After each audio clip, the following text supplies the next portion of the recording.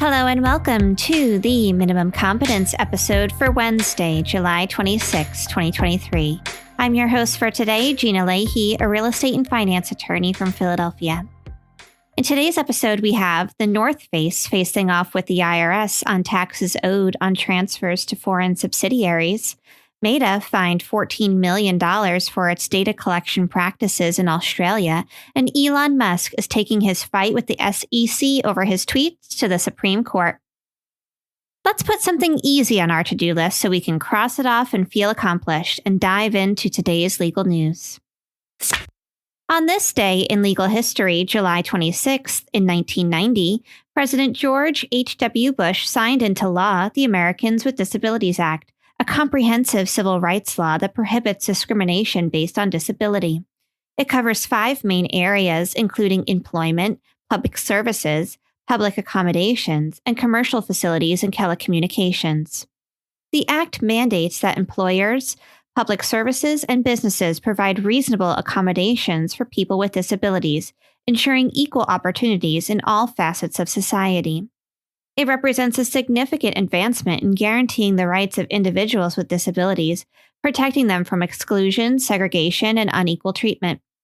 In employment, the ADA makes it unlawful for any employer to discriminate against qualified individuals with disabilities in job application procedures, hiring, advancement, compensation, training, and other terms, conditions, and privileges of employment. Public entities are required under the ADA to provide equal opportunity for individuals with disabilities to benefit from all of their programs, services, and activities. In addition, the ADA requires commercial businesses that provide public accommodations to remove barriers in existing buildings where it is easy to do so without much difficulty or expense, given the business's resources.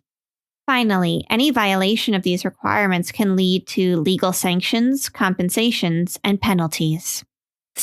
TBL Licensing LLC, owner of brands like the North Face and Wrangler, is appealing against a $505 million tax bill upheld by the U.S. Tax Court in 2022.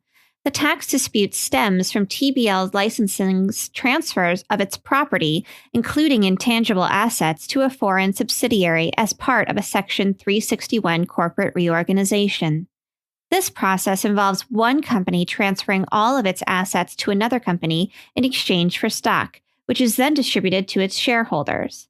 At the heart of the dispute is whether a lump sum tax should be applied immediately after the transfer of assets, as argued by the IRS, or whether the income should be recognized and taxed annually, as contended by TBL Licensing.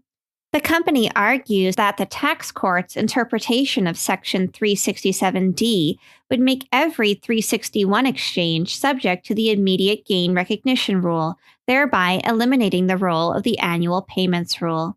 TBL Licensing also asserts that Congress favored annual payments to promote accuracy and avoid disputes over valuation.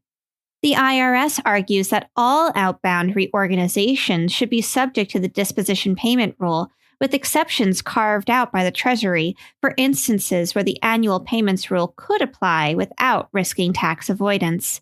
The case, which could impact many multinationals, is currently being heard by the U.S. Court of Appeals for the First Circuit. The Australian Federal Court has imposed a $14 million fine on Meta Platforms, Facebook's parent company, for undisclosed data collection using the now-defunct Anavo app. Between 2016 and 2017, Meta promoted Anavo as a virtual private network service for safeguarding personal information. VPNs function by providing a different online address to mask a user's identity. However, the court found that Meta leveraged Anavo to collect users' location data, usage patterns of other apps, and visited websites for its own advertising goals.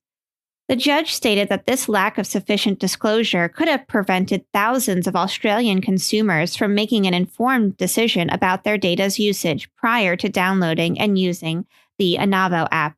This ruling, including a $400,000 Australian dollar fine in legal fees owed to the Australian Competition and Consumer Commission, forms part of Meta's ongoing legal issues regarding its handling of user data in Australia. Despite this, the company still faces another legal challenge related to its dealings with data analytics firm Cambridge Analytica.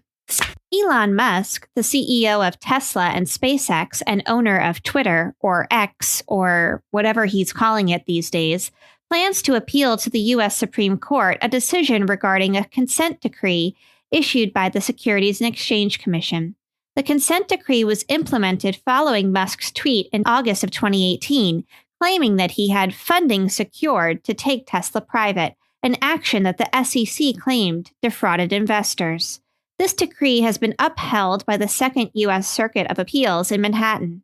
Musk's legal team argues that the SEC overstepped its authority, alleging that the decree infringes upon Musk's free speech. The decree was part of a settlement in which Musk and Tesla each paid $20 million in fines, and Musk agreed to have some tweets pre-approved by a Tesla lawyer. Musk's legal team insists that the SEC had no right to impose an unconstitutional gag rule as part of the settlement. Thank you so much for listening to Minimum Competence, your daily news podcast for lawyers. If you're looking for more than minimum competence, links to further reading on all of the topics touched on today are in our show notes. If you have any questions or story suggestions, find us on Mastodon on the esq.social instance. I'm at Gina, and my co-host Andrew is at Andrew. The views, thoughts, and opinions expressed in this podcast are those of the hosts and do not represent those of any organization we may be affiliated with. Nothing here should be construed as legal advice, because it isn't. Reviews go a long way towards helping new listeners to find our show. If you have a moment and can leave a rating or review on your podcast player, we'd appreciate it. And if you know someone that might enjoy a story we cover, consider sending them the episode. Minimum Competence is available at minimumcomp.com and wherever you get your finely crafted podcasts. We'll see you back here tomorrow, and until then, remember, priorities are like arms. If you think you have more than a couple, you're either lying or mistaken.